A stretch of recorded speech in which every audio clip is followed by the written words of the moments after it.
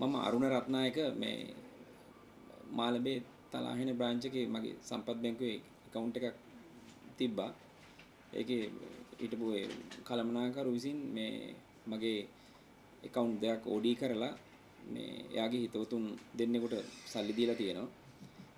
ඒක ගොඩක් කල් ගියා. ඊට පස්සේ ඒවට ඒ අයගෙන් මේ චෙක් දීලා මේව කරලා කොහොම හරි කල් ගිහිල්ලා මට අන්තිමට බැංකුවෙන් දැන් නඩු දාලා තියෙනවා.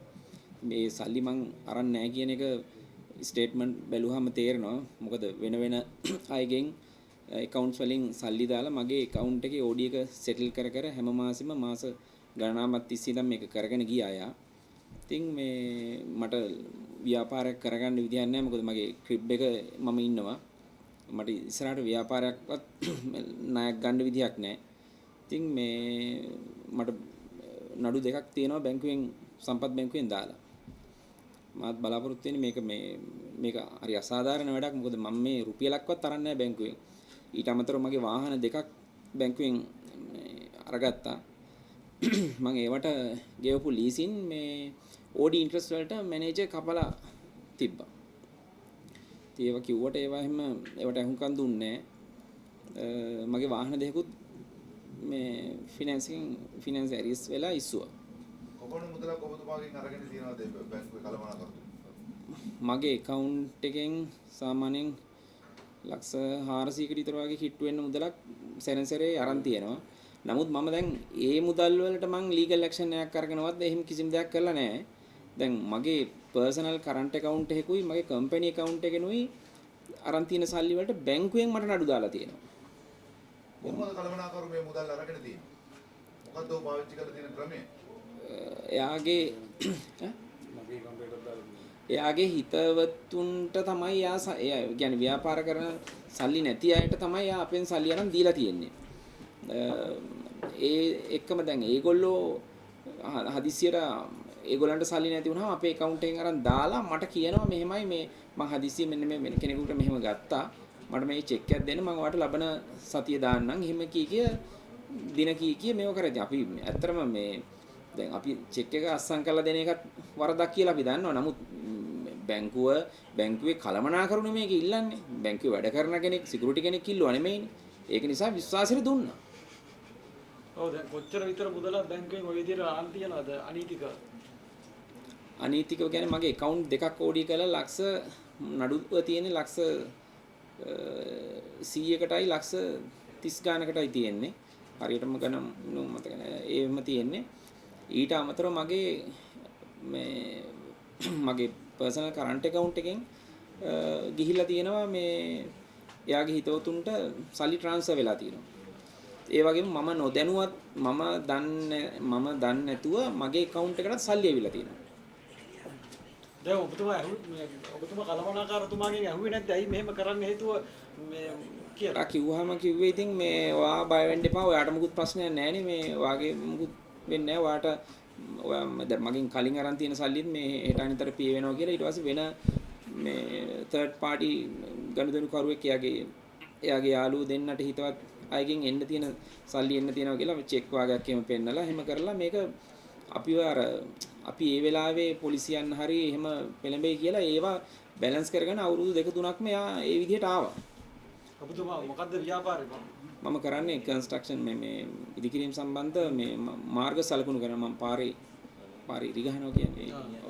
දැන් එතකොට දැන් මේ සම්බන්ධයෙන් කළමනාකාරතුමා වැරද්ද බාරගත්තද? ඔහු සම්බන්ධයෙන් මේ බැංකුව මගේ වාහන දෙක උස්සපු වෙලාවේ මගේ සහෝදරොත් කතා කරලා කියලා තිබ්බා මොකද්ද මේ කරන්නේ මේ මොකක්ද නෑ මේ බය වෙන්න එපා මේ මම මොකක් හරි කරන්න වාහන දෙක එවලේ කිව්වා වාහනේ මොකක් හරි බලලා කරන්න OD දෙක යා සෙටල් කරන්නම් කියලා. ඒක මේ යා කතා කරපු රෙකෝඩින් ඔක්කොම තියෙනවා. මේ ඒ වෙලාව කිව්වා ඒක සෙටල් කරලා දෙනවා. ඒක වැඩි දවසක් යන්නේ නැහැ මෙහෙමයි කියලා. මට ඊට පස්සේ චෙක් මේ යාගේ හිතවතුන්ට එන්න තියෙන චෙක්කුත් මට පෙන්නුවා. චෙක් කොළ වාගයක් පෙන්නුවා. මෙන්න මෙහෙම එන්න තියෙනවා. කලබල කරන්න එපා. මේක කලබල කරොත් සල්ලි නැති වෙනවා. ඉතින් ඇත්තටම එහෙම කිව්ව නිසා මේ අපිත් ඉතින් කලබල වුණේ නැහැ. ඉතින් වෙන කරන්න දෙයක් උන්නේ නැහැ. අනික බැංකුවේ මැනේජර්නේ මේ කියලා. ඊට පස්සේ මේ කොහොම හරි කල්යන්න මේ නඩු දානකම්ම මේක මොකුත් උනේ නැහැ. දැන් නඩු දැම්ම එතකොට ඔබතුමාද ඒගොල්ලෝ නෑ සම්පත් බැංකුවෙන් මට නඩු දාලා තියෙනවා. දැන් ඔබතුමායි නඩුවක් දැම්මේ නැත්නම් ඔබතුමා මට දාන්න උනේ නැත්තේ ඇත්තම කතාව මේ මගේ සෞඛ්‍යය හිටන් මේ ගොඩක් පිරිහුණා ඒ වෙලාවේ. මොකද මේ මට ඇත්තටම කණ්ඩවත් නැති තරමට මෙව වුණා. මේ ව්‍යාපාරය සම්පූර්ණ අඩාල වුණා. මේ වෙනකනුත් ඇත්තටම අපි මේ බොහොම අමාරුවෙන් යන්නේ. ඔව්. ඒ වෙලාවේ නඩු කියනවා කියලා මේ එහෙම ඔව් වියදම් කරන්න පුළුවන් කමක් තිබ්බේ නැහැ. මේ වෙනකොට වාහන දෙකක් පාවිච්චි කළා බයිසිකලයක යන්න උනහම මිනිහෙකුට මොනවද වෙන්නේ කියලා හිතන්නකෝ. ඔව්. මොනවද තිබ්බ වාහනද? මගේ හයිලක්ස් ටොයෝටා හයිලක්ස් අලු ඩබල් කැබ් එකකුයි මේ ටොයෝටා ඇලියන් කාර් එකකුයි ඒ වෙලාවේ. දැන් මොනවක් කරන්නේ? 2019 වෙනකොට ඔක්කොම නැති වුණා. බයිසිකලයක් විතරක් ඉතුරු වෙන්න ඔක්කොම නැති වුණා. ලොරි 4ක් තිබ්බා. ඒ වුණා වැඩ කරන මිනිස්සු ගියා. ඒ වෙලාවට පඩි දෙන්න විදිහක් නැහැ. මගේ account එකේ මේ මහත්තයා account එකට සල්ලි දාලා තියෙනවා. මාව ඒ අතරේ ඊට පස්සේ කාලෙකදී CID එකෙන් මේ කම්ප්ලේන් එකක් දාලා තිබ්බා මේ ડોක්ටර් මේ කැලුම් වීරසිංහ මහත්තයා දාලා තිබ්බා. ඊට පස්සේ ඒකේ මේකට ගියාට පස්සේ CID එකෙන් ඇහුවා මේ අහවල් දිනේ මෙහෙම සල්ලි ඇවිල්ලා තියෙනවා මේ මොකක්ද කියලා තියෙනවා. ඇත්තට මම දන්නේ මේ ડોක්ටර්ගේ account එකකින් ඇවිල්ලා කියලා. බැලුවාම ඒක මට එන්න තිබ්බ මුදලක් කොහොම හරි ඇවිල්ලා තියෙන ડોක්ටර්ගේ account එකේ. දැන් එතකොට දැන් කලමනාකාරතුමා කෝ? ඔව් දැන් මේ බැංකුවේ වැඩ කරන්නේ නැහැ. මේ ඉන්ටර්ඩික් වෙලා මම හිතන්නේ තියෙන්නේ තවත් නඩු කීපයක්ම තියෙනවා කඩුවෙල උසාවියේ. ඒවට එනවා ඒවට ආපු වෙලාවක මම ගිහිල්ලා කතා කරා මෙහෙමයි මේ මොකද ඊට පස්සේ කිව්වා මේක මේ දැන් මට කරන්න දෙයක් නැහැ මේක අධිකරණේ තියෙන හින්දා මෙහෙමයි කියලා දැන් මගහරින මේකක් තමයි තියෙන්නේ.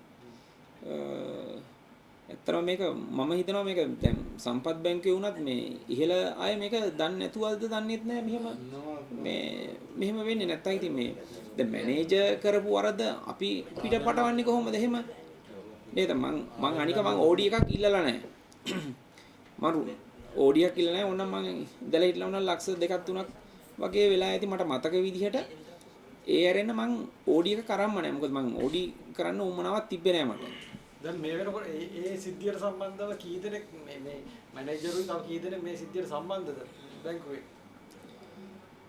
මට එහෙම කියන්න මැනේජර් තමයි මේ ඔව් මැනේජර් තමයි ඉතින් මේක මට කියන්න තියෙන්නේ මට බැංකුවේ අනිත් අය සම්බන්ධයි කියලා එහෙම කියන්න මට එහෙම පුළුවන් කමක් නැහැ. දැන් ඇයි බැංකුවේ මැනේජර්ව අත්අඩංගුවට අරගෙන තාම මේ නීතිය කටයුතු කරලා නැත්තේ? ඇයි අත්අඩංගුවට ගත්තේ නැත්තේ?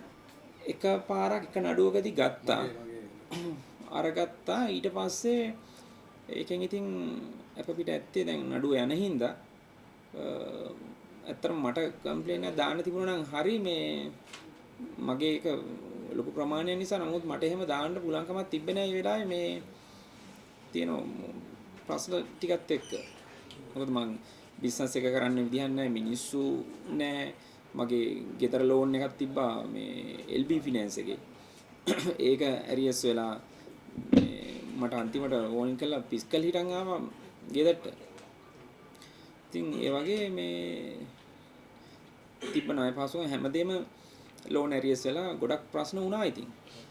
නමුත් අපේ දැන් ඇත්තටම ඉතින් ආරි අපරාධ අපි බැංකුවත් එක්ක මුකුත් තරහ නැහැ අපිට ගනුදෙනු කරගෙන යන්න මේ අපේ ප්‍රශ්නේ අහලා හරියට මෙව කරා නම් හරියට අපිට නඩු දාන එක කිසි තේරුමක් නැහැ මේ මං හිතන්නේ ඉතින් මේ අපි අනික හෙට වුණත් හරියට අපිට ගනුදෙනු කරගෙන යන්න දෙනවා නම් අපි හරියට account එක කරන්න පුළුවන් අපිට. ඔබතුමා මොකක්ද දැන් බලාපොරොත්තු වෙන්නේ? මං කියන්නේ මට මේක කවුරු හරි මේ බැංකුවේ බලදාන විසින් මේක ගැන හොයලා මේ සාධාරණයක් මේක කරොත් අපි ආපහු account එක උනත් කරගෙන යන්න ලෑස්ති. මොකද අපි අපේ ක්‍රිබ් එක බලන්න පුළුවන් අපි ක්‍රෙඩිට් කාඩ් එක කිසිම දෙයක අපි ණයක් තියලා නැහැ. එකම ක්‍රිබ් එකේ තියෙන එකම ප්‍රශ්නේ මේක විතරයි. අපිට ලීසින් එකක් ගන්න බෑ ණයක් ගන්න බෑ ඕන තැනක අපිට ඉස්සර කරන්න පුළුවන්කම තිබ්බා දැන් එහෙම කරන්න බැරි ඉතින් මේ ප්‍රශ්නේ උඩ හරි බොහොම ස්තුතියි